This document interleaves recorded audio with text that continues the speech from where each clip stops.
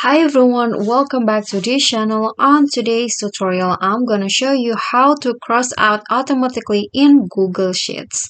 So if you want to make this a to-do list, like when you're done check, when it is checklist, when it is checked like this, you want to like make it leave a mark to it by strike through these items, for example like this.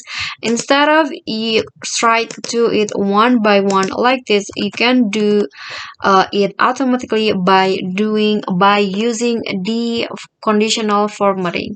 So what you need to do is just go to format and then click on the conditional formatting, and in here change the apply to range into the list of items. So in this case, I'm going to just block it like this and then click on OK.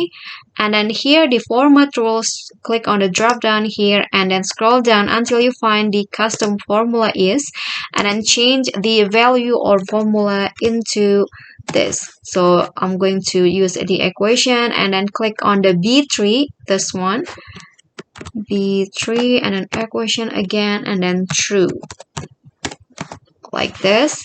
And then after that, change the formatting style, click on the strike through and then click on the fill color and click on none.